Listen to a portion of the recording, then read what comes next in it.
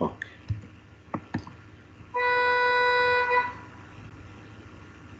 Donc, la fois précédente, nous avons vu quelques notions concernant l'atome.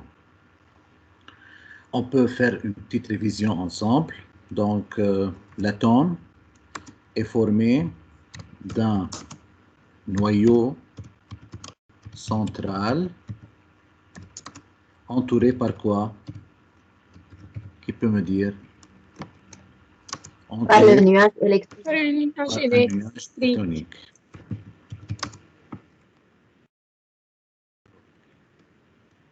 Que contient le noyau? Le noyau contient des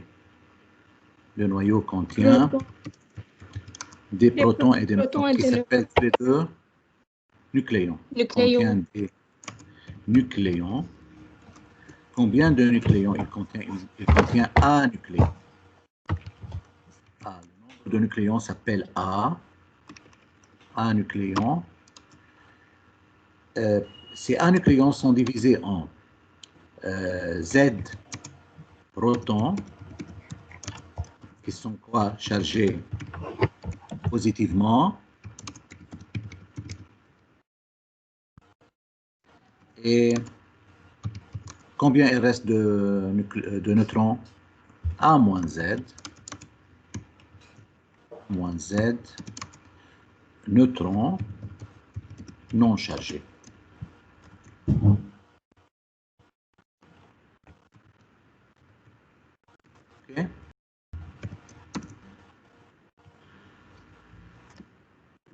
Électronique.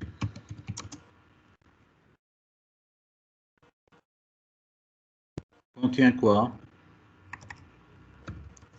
Les électrons. Les électrons. Combien d'électrons? Z électrons. Égal Z. Parce que les électrons sont chargés. Et par suite, l'atome tout entier, cela quoi? Électriquement neutre. Par suite, l'atome est électriquement neutre. Pourquoi? Parce que j'ai Z charge positive et Z charge négative. Elles s'annulent. Les charges ensemble s'annulent. Électriquement neutre. OK? Qu'est-ce qu'on a vu? On a vu aussi que je peux représenter un atome par quoi? Par un symbole.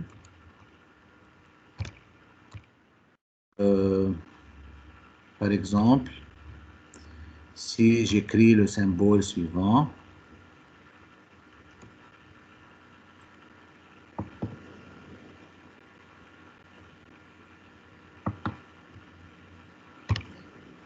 par exemple, disons, je vais écrire F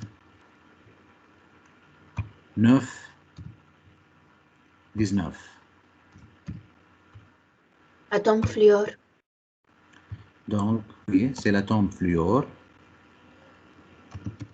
issu du symbole F. Donc, c'est atome fluor.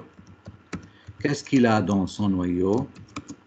Contient 9 protons, parce que je lise le Z en bas. ZA. OK? Z est en bas et A est en haut.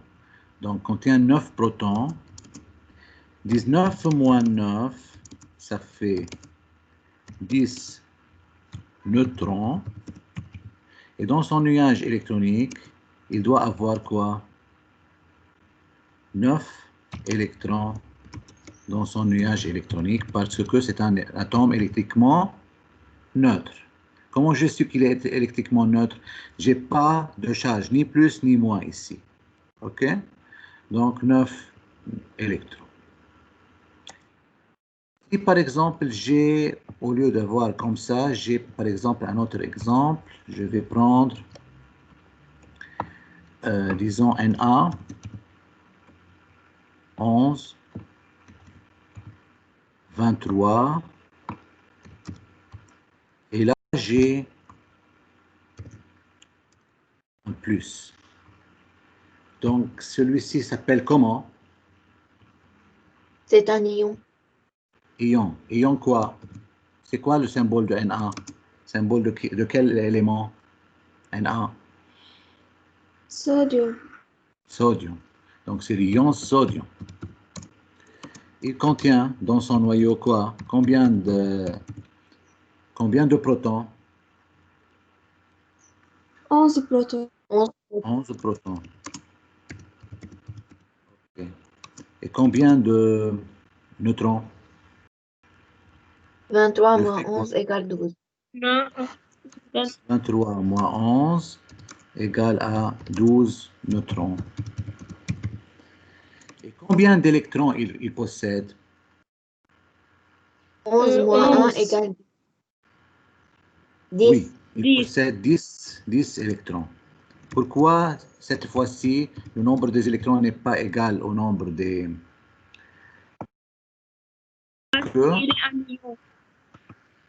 Il est un ion. Puisqu'il a une charge plus, donc il a un proton de plus. Yani un proton de plus. Donc 11 protons, il doit avoir 10 électrons. Prenons un autre exemple. Par exemple, on va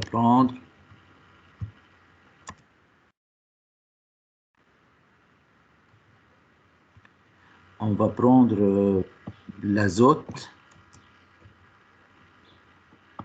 7, 14 avec une charge 3 moins.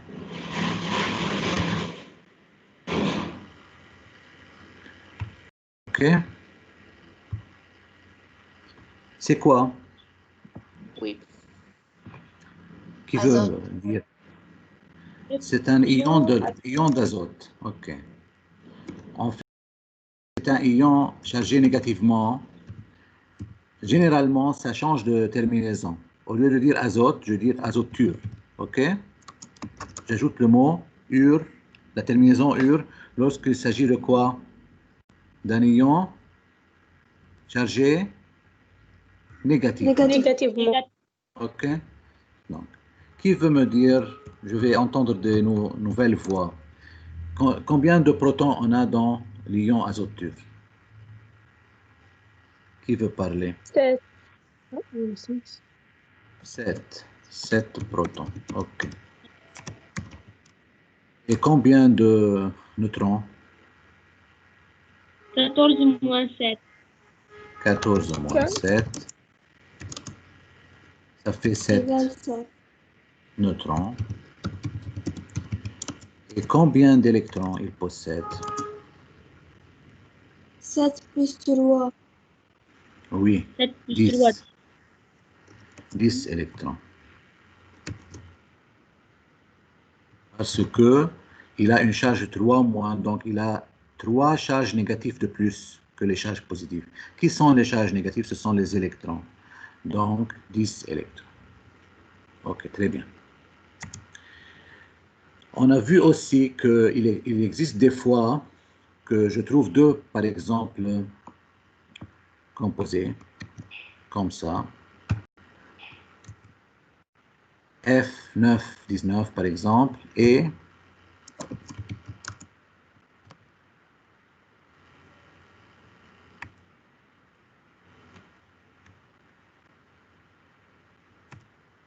F918. OK? Comment ils sont appelés, ceux-ci?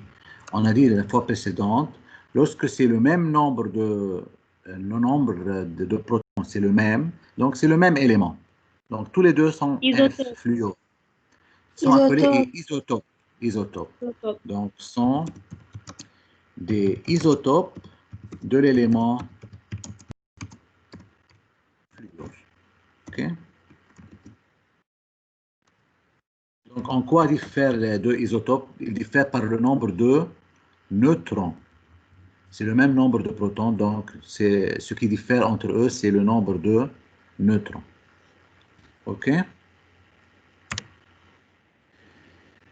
On a aussi essayé de mettre les électrons sur des couches. Vous vous rappelez ça? On avait deux couches jusqu'à maintenant, K et L. Et K contient 2 électrons au maximum, alors que L contient 8 électrons au maximum. Il y a aussi d'autres couches, on va les voir aujourd'hui. Donc, en total, vous, en EB9, vous allez arriver à Z égale 20. Tout d'abord, avant de passer à ça, comment on appelle Z? Z est appelé numéro atomique. atomique, car c'est lui qui détermine quel atome, quel élément. OK? Parce que si Z change, l'élément change de nom. Z est le numéro atomique, alors que A est appelé nombre de masse. Pourquoi on va dire ça? Parce que le noyau, la masse de l'atome est concentrée dans son noyau, parce que le nuage électronique a une masse négligeable. Elle a presque une masse nulle par rapport au noyau. يعني كل الوزن مركز وين dans le noyau. Et par suite, on dit que le nombre de nucléons symbolise le nombre de masses. Okay. Donc, passons à ce qu'on appelle la configuration électronique. Okay. La configuration électronique. Ça veut dire quoi? On a dit que les électrons sont autour du noyau. Ils ne sont pas attirés par le noyau, même que le noyau est chargé positivement et les électrons sont chargés négativement. Pourquoi? Parce que ces électrons possèdent une énergie. Donc, les électrons sont répartis autour du noyau sur des couches ou des niveaux d'énergie. Okay? Donc, je dis que les électrons répartis autour du noyau sur des couches ou des niveaux d'énergie. OK? Va jusqu'à maintenant? Il y a des questions? Pas de questions?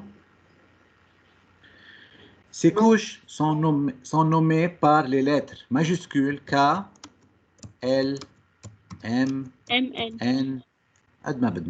Je peux continuer jusqu'à Q même. OK?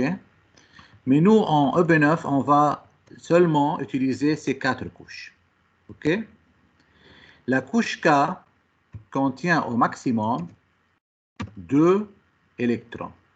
Je la note par K2 lorsqu'elle est remplie. La couche L contient au maximum 8 électrons. Je la note par L à la puissance 8 pour dire qu'elle est remplie de 8 électrons. M peut contenir 18 électrons en fait, mais nous en EB9, on la trouve seulement contenir 8 électrons. Donc on s'arrête à 8 électrons en EB9. En S1G, vous allez voir qu'on peut continuer jusqu'à 18. Pour N, on arrive seulement à 2 électrons en EB9. Donc en EB9, c'est la plus grande configuration électronique qu'on peut écrire. K2, L8, M8, N2. Donc en total, 2 plus 8, 10, et plus 8, 18, plus 2, 20.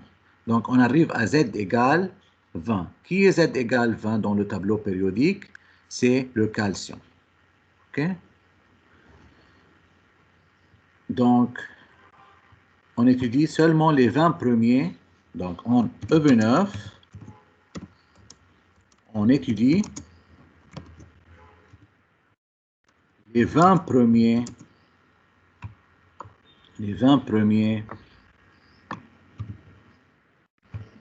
éléments. OK?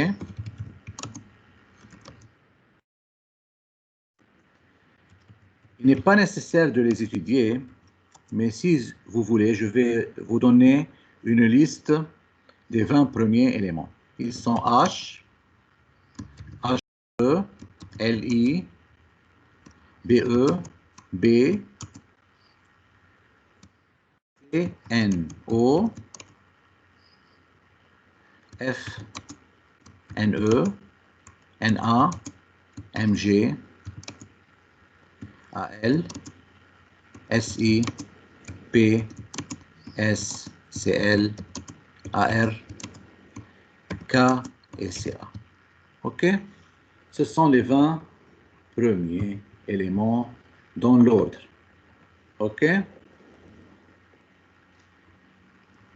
Il n'est pas nécessaire de les étudier dans l'ordre. OK? On va vous donner les symboles et tout ça. Le nombre d'atomes, des électrons pour pouvoir écrire quoi? La configuration électronique. OK? Yeah. Pour le premier élément qui est quoi? H. H, il contient combien d'électrons? Puisque il a un numéro atomique de quoi? De 1. Donc, il contient un électron. Donc, sa configuration électronique sera quoi? K1. Sur la première couche, je peux placer un seul électron, car je ne possède qu'un seul électron. Alors que pour l'hélium, par exemple, il a comme numéro atomique quoi? E. Donc, il aura comme configuration électronique K2. Pour le lithium, qui a comme numéro atomique 3, je peux écrire K3.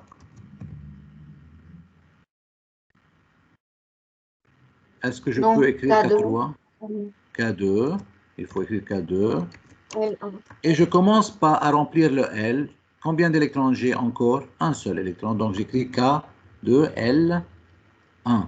Donc, les 3 électrons de lithium seront répartis, 2 sur la première couche et 1 sur la deuxième couche. Pourquoi? Parce que la première couche, elle n'a pas de place que pour 2 électrons. ما بتساع إلا 2. هي هيك طبيعتها. Donc, la première couche contient seulement 2 électrons. C'est pourquoi, si j'ai 3 électrons, je dois quoi? Je dois mettre 2 sur la première et 1 sur la deuxième. OK. Passons maintenant, par exemple, au carbone. Le carbone a comme numéro atomique 6. OK. Qui peut m'écrire la configuration électronique? Je vais dire des noms. Oui, OK. Je peux. Yalla. Carbone, numéro atomique 6. K2, L4. K2, L4, c'est vrai. Donc, j'ai mis 2 sur la première parce qu'elle ne contient que 2. Et les 4, je peux les mettre toutes sur elle parce qu'elle peut contenir au maximum quoi? 8. OK? Taille. Alors, je vais dire des noms maintenant.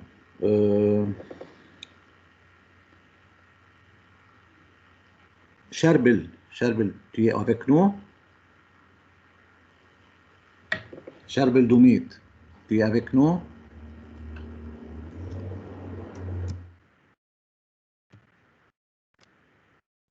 Monsieur Samet, je peux poser une question? Oui. Le BE, c'est le symbole de quel atome? Beryllium. OK.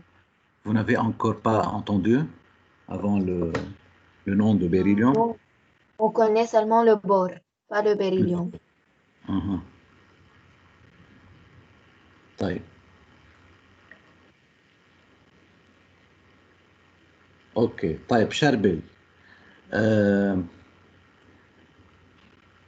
Tu peux écrire dans le chat si vous voulez la réponse. Ok. K.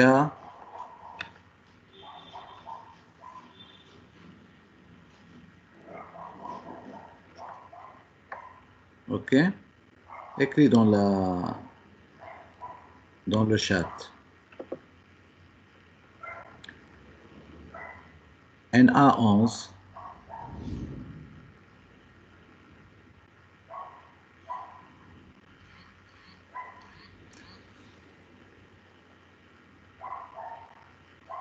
Qu'est-ce que vous avez écrit? Donc,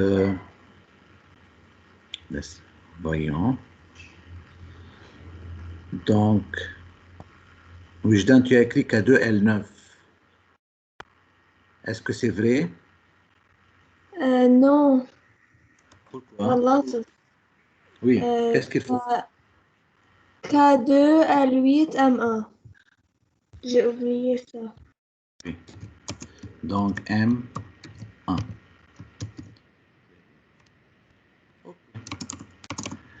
Pourquoi il faut écrire L8M1? Parce que L contient au maximum 8 électrons.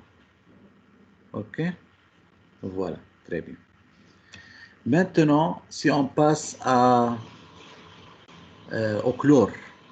Le chlore, il a 17 électrons.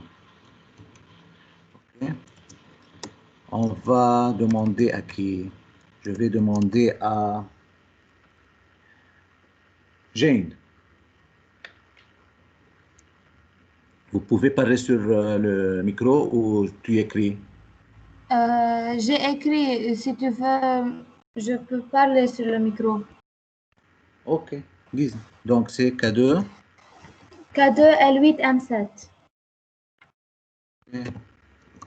K2, c'est vrai. L8 et M7. Très bien. Ok. Il reste, par exemple, le potassium 19. Le potassium 19, par exemple. On veut écrire sa configuration électronique. Qui va essayer? Gia Georgia? Oui. Oui. C'est quoi la configuration électronique K2, de potassium? K2. K2, L8, M8, N1. M8. N1. Très bien. OK. Donc, ce sont les configurations électroniques. De cette façon, je peux écrire la configuration électronique des 20 premiers éléments, ce qui est demandé de vous en EB9. Maintenant, à quoi sert cette configuration électronique? Elle sert à savoir si un élément a besoin d'électrons ou il a des électrons de plus. On a dans le tableau périodique, je peux placer dans le tableau périodique les éléments à partir de leur configuration électronique. C'est ce qu'on va faire maintenant. Donc, comment placer un élément dans le tableau périodique? Tout d'abord, c'est quoi le tableau périodique? Je vais vous faire voir un tableau périodique.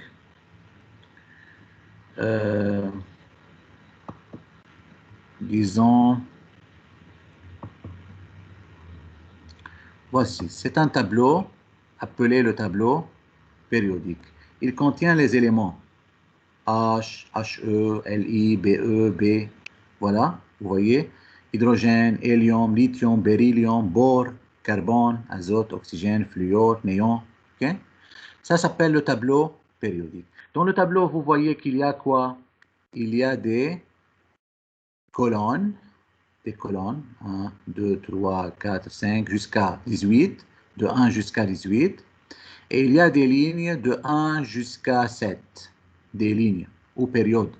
Donc, les lignes s'appellent aussi périodes, alors que ici s'appellent des quoi? Des colonnes. On a 18 colonnes, ou encore on les appelle des groupes. On les appelle aussi des groupes. On va voir comment je peux déterminer la ligne et la colonne de chaque élément, de ces 20 éléments. OK? Pour commencer, par exemple, l'hydrogène. L'hydrogène, combien de couches il a une seule couche qui est K.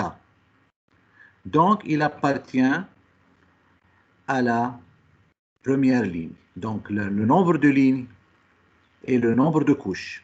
Donc, nombre de couches égale nombre de lignes. Donc, pour déterminer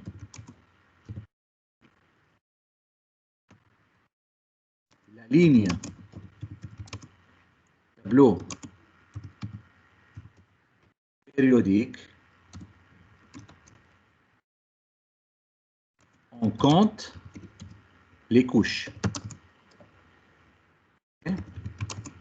Donc, je peux, à partir de la configuration électronique, je regarde combien de... Je peux savoir à quelle ligne je suis dans le tableau périodique. Donc, l'hydrogène, si je vais recopier ça, et on va déterminer pour chacun quoi? La ligne, puis la colonne. Pour la ligne, donc,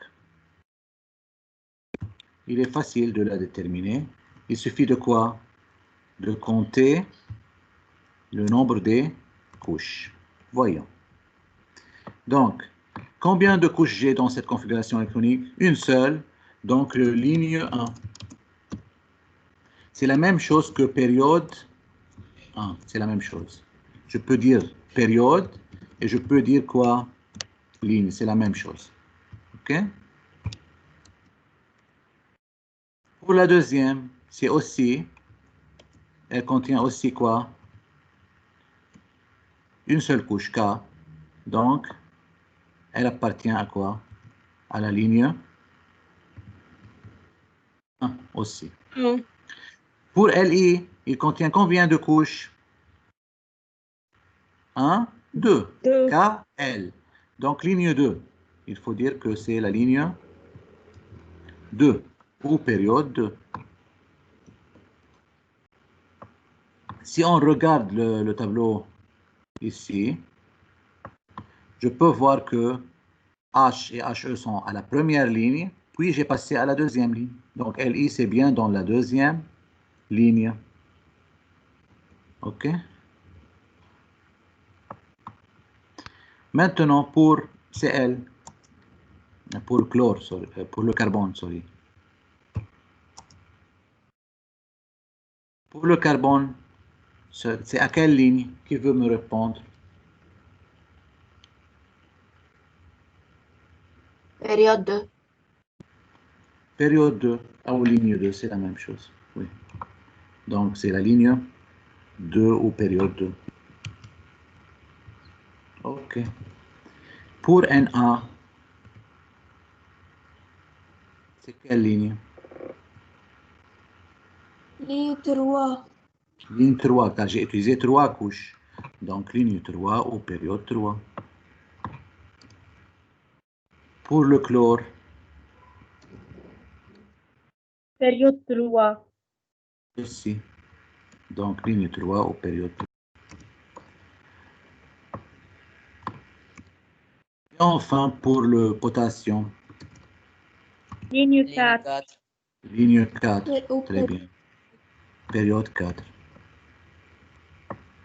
Donc, si je regarde un tableau périodique complet, je trouve ces éléments dans les lignes que j'ai trouvées par leur configuration électronique.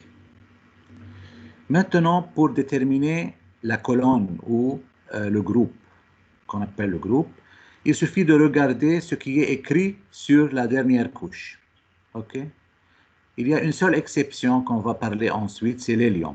Donc, ici, je vais écrire pour déterminer le groupe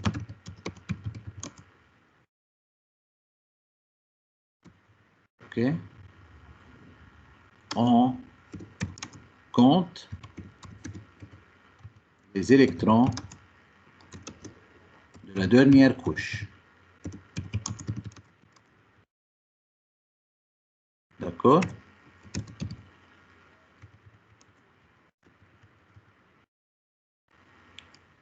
Voilà. Donc, pour l'hydrogène, par exemple, qu'est-ce qu'il est écrit sur la dernière couche? 1. Donc, c'est le groupe 1. Les groupes sont écrits en chiffres romains.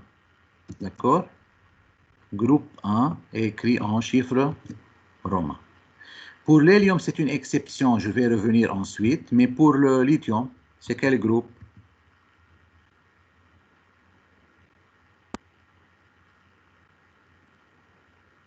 Qu'est-ce qu'il est écrit sur la dernière couche? 1. Groupe 2. Donc, groupe 1. Donc, c'est vrai que la ligne est 2, parce que j'ai 2 couches, mais sur la dernière couche, là, L, Groupe il y a 1. quoi? 1. Donc, groupe 1, et pas groupe 2. Groupe 1. Comment je vois ça sur le tableau? Voilà. Vous pouvez regarder et voir que l'hydrogène et l'hélium sont dans la même colonne, l'un au-dessous de l'autre, parce qu'ils sont dans le même groupe. Hélium et néon sont placés dans le même groupe. Et ça continue aussi, donc il y a un groupe ici, tout au long. Voyons un peu, je vais vous faire voir un tableau plus grand. Voilà. Ça, c'est un tableau périodique complet. Donc, vous voyez, H, L, I, N, A, K sont dans la même colonne ou le même groupe. Ça s'appelle le même groupe. Okay? Beryllium, magnésium, calcium sont dans le même groupe. OK? Donc, comment je détermine la ligne? Je compte les couches. Comment je détermine le groupe? Je compte les électrons sur la dernière couche. OK? Revenons donc.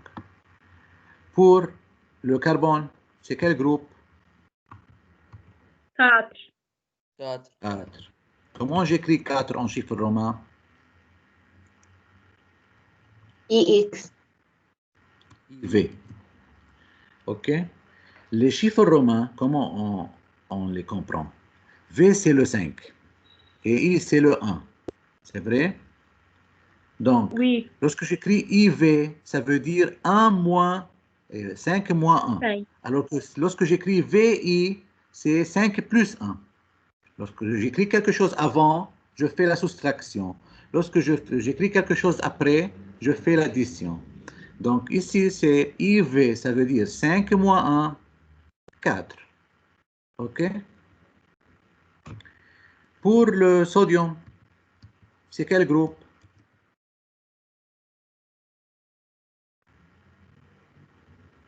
Qui veut Groupe répondre? 1. Groupe 1. Groupe 1. 1. Pour le chlore, Groupe 7. groupe Groupe 7. Comment je vais 7. écrire 7? Comment j'écris 7? C'est V plus 1 V de plus I. 1. OK. 5 plus 1, ça fait 7. Et enfin, le potassium, c'est quel groupe? 1. Groupe 1. Donc, on a beaucoup de groupes 1 dans ce qu'on a travaillé. L'hydrogène, le lithium, le sodium et le potassium. Regardons le tableau périodique, on voit quoi? Qu'ils sont dans la même colonne, H, L, I, N, A, potassium, dans le groupe 1, première colonne du tableau périodique. Alors, regardons d'autres. Donc, si par exemple, je regarde le carbone, j'ai trouvé que ça doit être dans la ligne 2 et le groupe 4. OK? Regardons comment ça se voit sur la figure. Ça, c'est la ligne 2. 1, 2, 3, 4. Vous voyez? 1, 2, 3, 4. Donc, colonne 4, groupe 4, sorry. Groupe 4 et ligne 2. Le chlore, par exemple, شو طلع معنا? Le chlore. Ligne 3, groupe 7. Regardons dans le tableau. Ligne 3, 1, 2, 3. Et je compte 1, 2, 3, 4, 5, 6, 7. Voilà. Vous voyez comment ils sont placés les éléments? Ouais.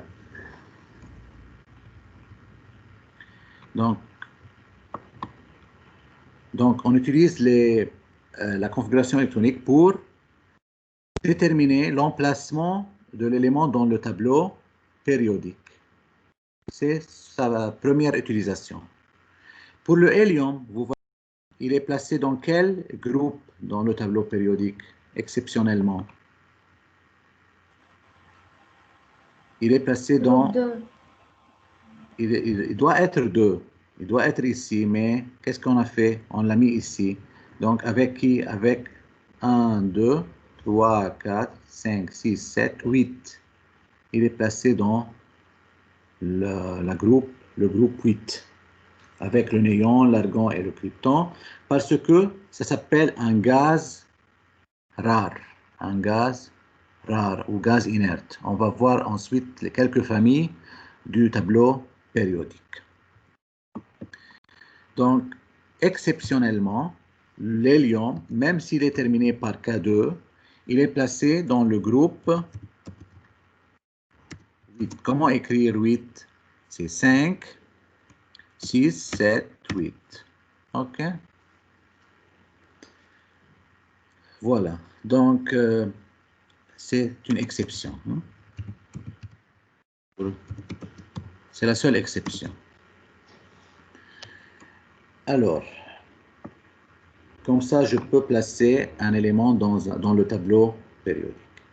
Il y a des gens qui utilisent ce qu'on... Oui.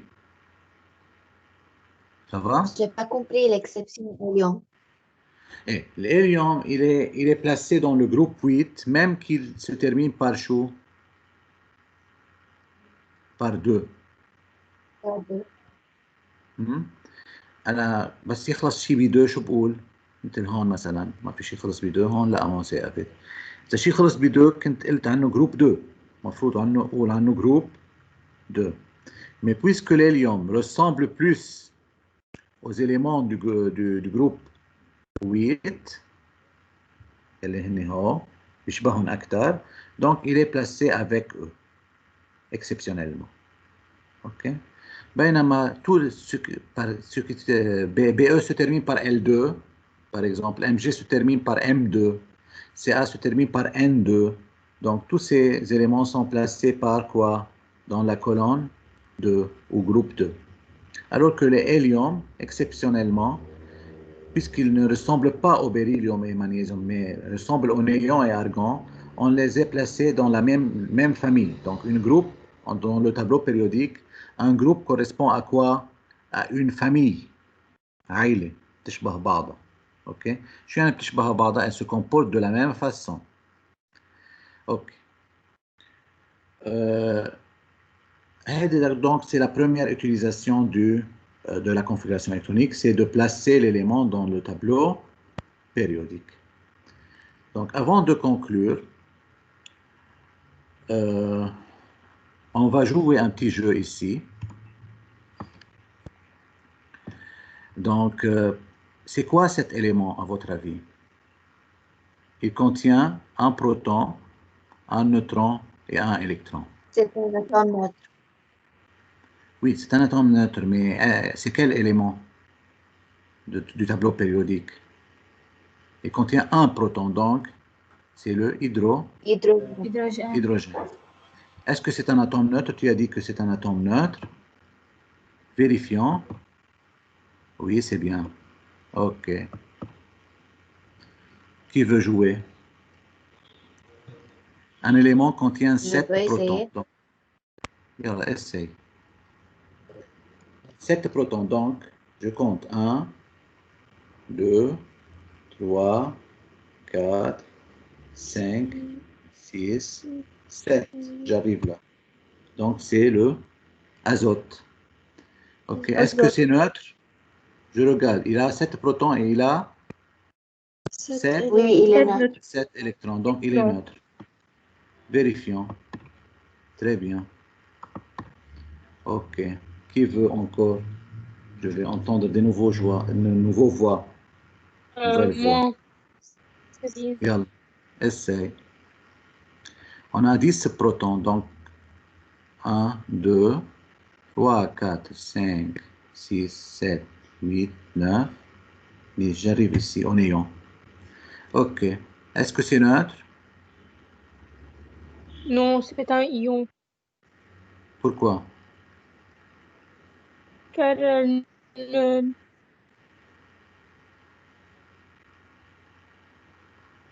C'est neutre. Il est neutre parce atome que le nombre neutre sur des un électrons a atome. le nombre de protons. OK? 10 égale 10. Donc, c'est un atome neutre. OK. Fine.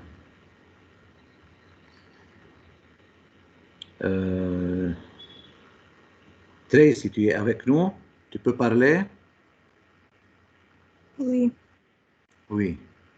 C'est quel élément? Combien de protons il contient?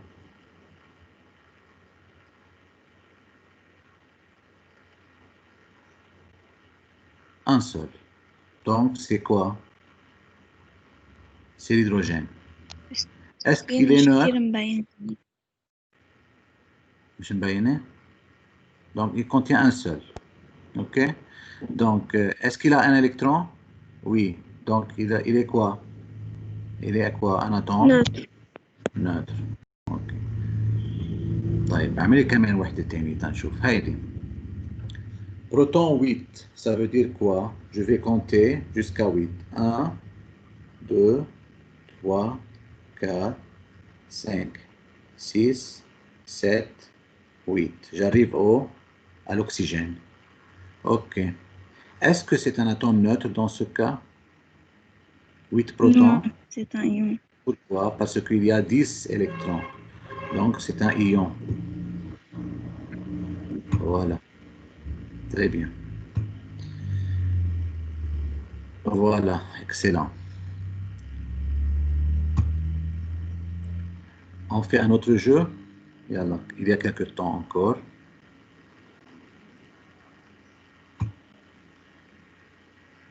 OK. Quel est le nombre de masses si j'ai 8 protons, 8 neutrons, 8 électrons? Qu'est-ce que je dois? Qu'est-ce que le nombre de masses? Le nombre de masses, c'est la somme de quoi? De protons et de Proton neutrons. plus proton. 8 plus 8, 16. 16. Il faut passer à 16. Donc ici, voyons que c'est vrai ou pas. Très bien. OK. Quelle est la charge totale de cet atome? Qu'est-ce qu'il contient? Il contient un proton et 2 électrons. Sa charge Donc, est 0. charge est 0, أكيد. عنده في بروتون حكاية وعنده إذا 2 عنده électrons. عنده بروتون و 2 électrons. sa charge est négative. Moins 1. ما هيك؟ moins 1. Moi. La charge est moins 1. Parce que on a 2 électrons et un proton. Donc, moins 1. OK. Pour celui-ci, il a quoi? Il a 2 protons, 1 neutron et 2 électrons. Donc, il a 2 protons et 2 électrons. Mais il me demande le nombre de masses. Combien le nombre de masses? Je compte les nucléons. Combien de nucléons il a? Il a 3. 3. Donc, le nombre de masses doit être 3. 1, 2, 3. Voyons. C'est vrai. Maintenant, on me demande la charge totale. La charge totale de cet atome. Il contient 10 protons, 11 neutrons et 10 électrons. Quelle est la charge totale?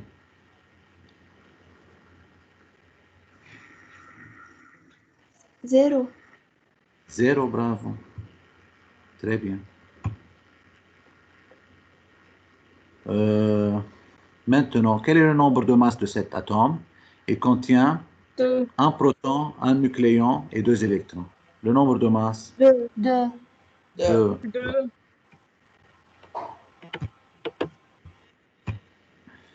Merci. Donc, c'est bien. Donc, je vais vous envoyer le document Word que j'ai écrit avec vous. Et merci pour votre présence. À bientôt. À À bientôt. bientôt. Au revoir. Au revoir.